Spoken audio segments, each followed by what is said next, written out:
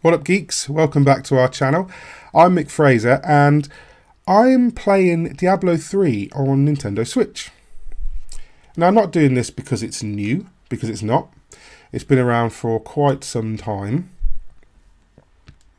Diablo 3, not on the Switch, but Diablo 3 been around for 6 years on various different platforms. But it is new on the Switch, came out last week. It's a fantastic port. I reviewed it, gave it a high score, loved it, still love it.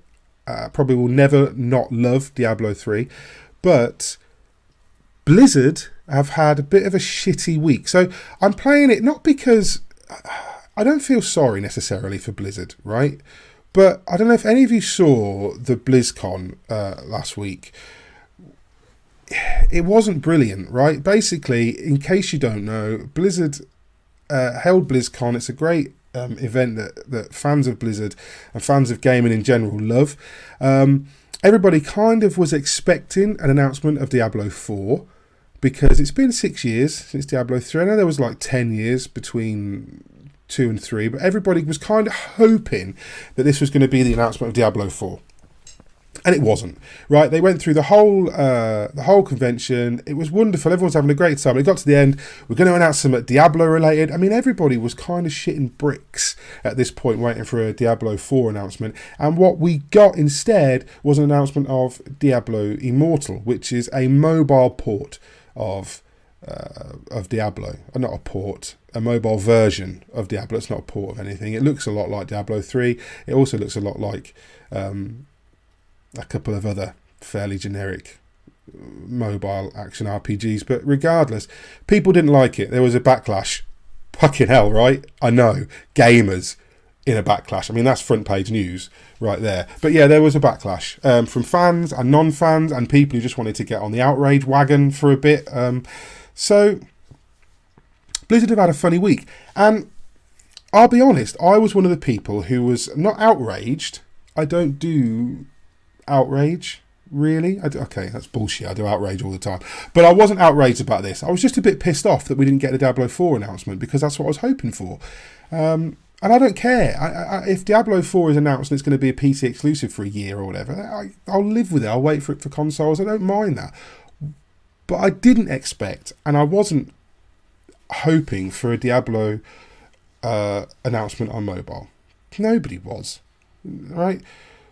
And there's a reason for this. The reason is, and it's not because we hate mobile gaming. We don't hate mobile gaming. Well, some people do. I don't hate mobile gaming. I have nothing really against mobile games. Got nothing against Diablo coming to mobile.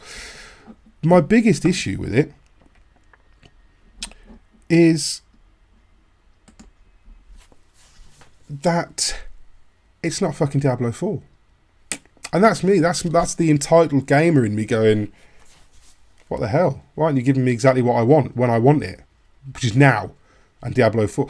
But that's bullshit, right? That's nonsense.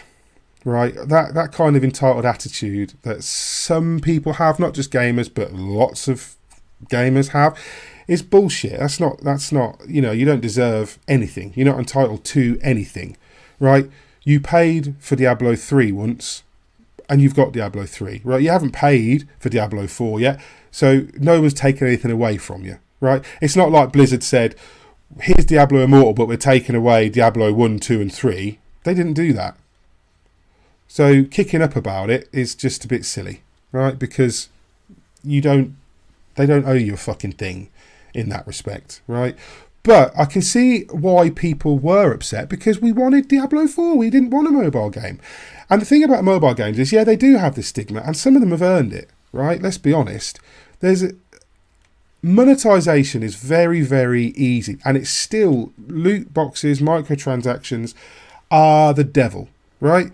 And they are prevalent on mobile games. That platform is built for monetization. It's built for microtransactions and loot boxes. So I can see why people get pissed off. This is not a surprise that people are mad that this has happened. And I don't think Blizzard should be surprised. If anything, Blizzard completely misread their audience and completely misread their fan base in this, which is why I was pissed off.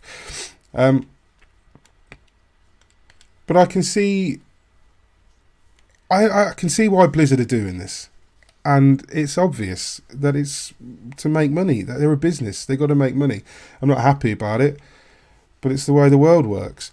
And there are some positives to take from it, which I think people didn't even, I won't say people lost sight of them, they didn't fucking see them in the first place, but there are some positives, right? The positive side of things is, if you watch the footage of Diablo Immortal that they released so far, it looks quite interesting. Like, the aesthetic is very Diablo-y, which is good. You know, we want that. We want to know we're playing a Diablo game.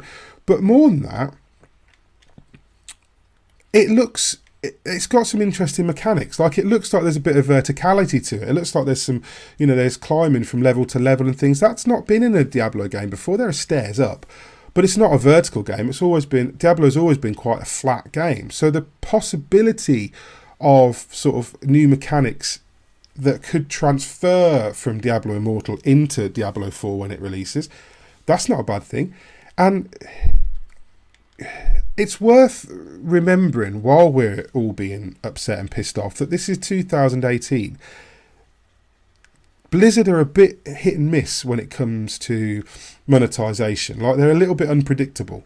Okay, Overwatch they've been quite fair with. I mean, Overwatch, I think the heroes are free, the updates are free, but there are loot boxes, you can buy things. World of Warcraft is monetized up to fuck now.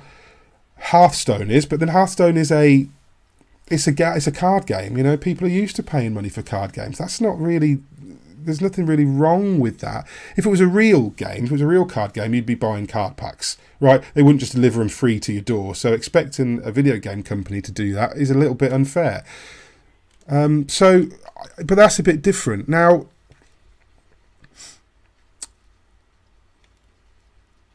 it's, like I said, it's 2018. There are going to be there are going to be microtransactions in Diablo 4. Right, when Diablo 4 finally launches, whenever we get that, there are going to be microtransactions. If Blizzard can use Diablo Immortal to gauge properly what their fans are willing to pay for and what they're not willing to pay for. Remember the auction house bullshit when Diablo 3 launched? We don't want a repeat of that with Diablo 4. We don't want them experimenting with Diablo 4. Release Diablo Immortal and experiment with that. Learn what people want to pay for. Learn what they're willing to take. Learn what works in the Diablo framework. Learn what you can do in Sanctuary with Diablo Immortal, and then transfer that new knowledge to Diablo 4. Right?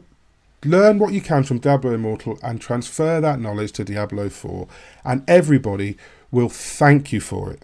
They will. Blizzard, they will thank you for doing that. They won't thank you for releasing a game that is monetized to hell from day one with a poxy auction house that nobody wants. They're not going to thank you for announcing a mobile game when what they really wanted was for you to announce a proper sequel to Diablo 3. But they will thank you in the long run for making the most of that.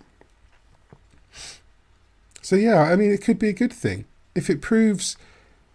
I mean, you know, mobile gaming isn't for me. I don't play games on my mobile. I just don't. You know, I've got enough consoles at home. I don't really play games on the go.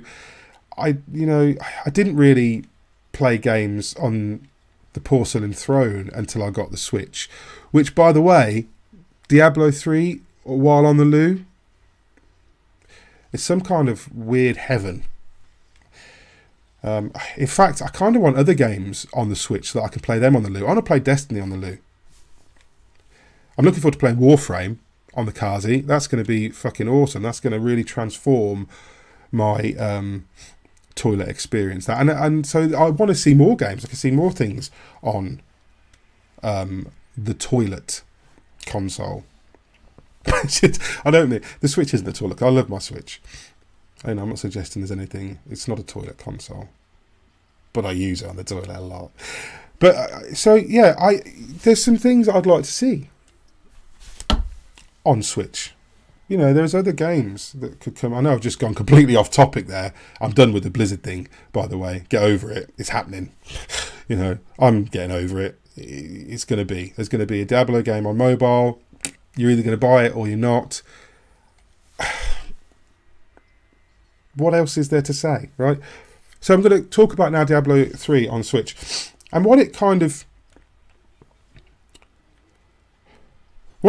feels for me.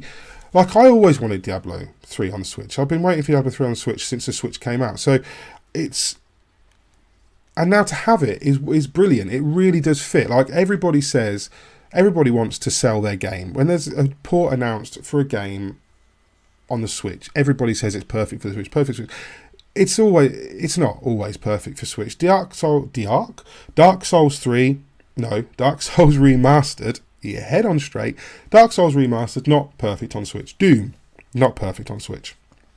Skyrim, good fit, not necessarily perfect. Diablo 3, fucking perfect for the Switch, right? It actually is. It runs beautifully. It doesn't look as good on big screen when it's docked as it does on PS4, but that's not the point. I don't play Diablo 3 because it looks good. I play Diablo 3 because it's brilliant, and it still is brilliant on Switch. So it kind of gives you hope for other ports, because I would put everything on the Switch, right? If I could play every game, every catalogue of every console on the Switch, I'd sell everything else, because it means I can play everything on the toilet. So ideally, we would, this could lead to other things being released on Nintendo Switch. I know we've got Warframe at the end of the month. If that runs at 60 FPS locked, I'll fucking eat my console, because I don't. But if it runs at fucking 30 FPS, I'll eat my console. But we've got that coming. I mean, what else could we get? What else can we have? What else can they port to Switch? SimCity. Let's get that on the Switch. Let's get Destiny 2. Let's get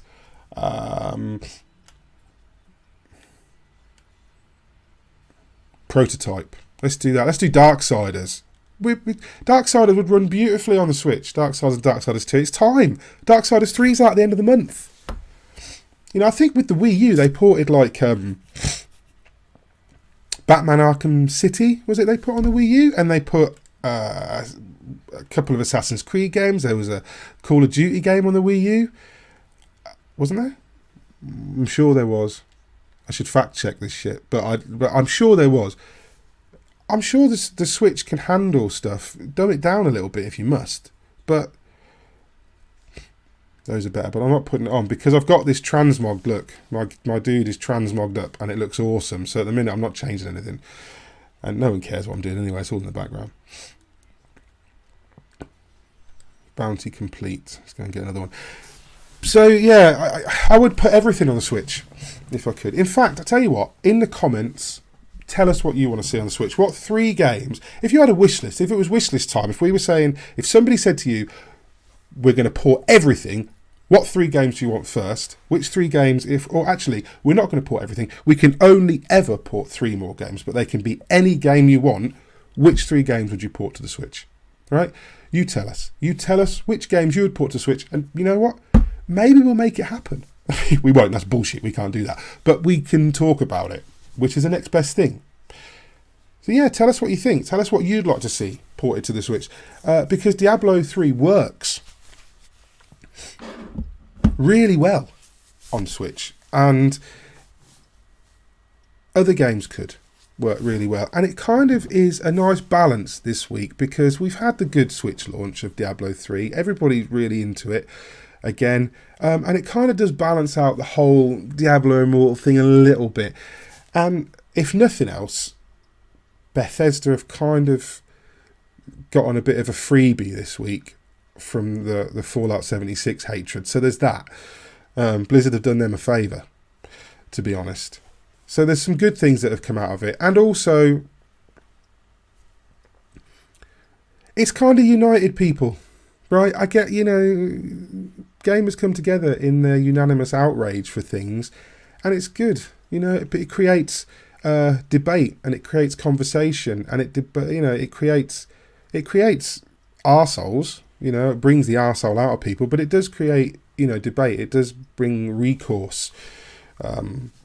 So that's good. I think it's good when something like this kind of it kind of, divides people in their unity or unites people in their division or some shit. But you know what I'm saying, right? Everybody's got an opinion, especially gamers, and consumers in general, but especially gamers, always have an opinion on this stuff. And it ignites the internet. It ignites debate, and that's a good thing, I guess. So there's something else that's good that's come out of the whole Diablo Immortal thing, is that it's generated conversation. We've got to see what it's all about before we can really judge it. We've got to see what the game is, because we don't know. We don't know how monetized it's going to be. I think it's going to be aggressively monetized. Personally, that's my prediction. But as long as it's not pay to win, I'm not that fussed. It's just another game, and people who don't have consoles, people who don't have access to Diablo 3, they exist out there. People who don't buy consoles because they're not at home long enough, people who work long hours or commute long hours, people who haven't got a Switch but they've got a phone that can run. I mean, it's there for somebody. Somebody's going to find a use for this. Somebody's going to find a benefit for Diablo Immortal. So it's not all bad, right? At the end of the day, I mean, I understand why people are pissed off, and I was pissed off. I understand why people are a little bit upset by the whole concept of Diablo on mobile, or another mobile game in general, because it does have a stigma attached to it. But it's happening, And let's be honest, Blizzard do tend to look after their fans more often than not. I know they do monetize things. I know they're not perfect, but as a general rule, they do kind of look after their fans. They do kind of look after their people. So hopefully this will lead on to something else, and hopefully that they'll take whatever experience they get from Diablo Immortal, and they'll be able to combine that with what they've already got from the last 3 games, and make Diablo 4 into something that is not just another Diablo game, but something that's a little bit new as well, that's got a few new mechanics, a few new elements in it. And I don't just mean new microtransactions and loot boxes, I mean things like the verticality and stuff that I spoke about. I want to see Diablo evolve, and I think this might be a good way of doing it. Diablo Immortal might make a good stepping stone, but I guess time will tell. We don't know. I've prattled on. I've taken your time up for long enough. Some of it may have made sense even, perhaps. I don't know. But please, drop an opinion in the comments. Tell us what you think. Like I said, tell us what you want to see ported on the Switch. Tell us what you think of Diablo Immortal. Tell us if you're enjoying Diablo 3 on Nintendo's console. Tell us what games you like to play on the toilet most of all, because that's what's really close to my heart. What do you play on the Kazi? What would you like to play on the Kazi? Tell us. Anyway, I've been Mick Fraser for God is a Geek, and you guys, as always, have been lovely. Bye.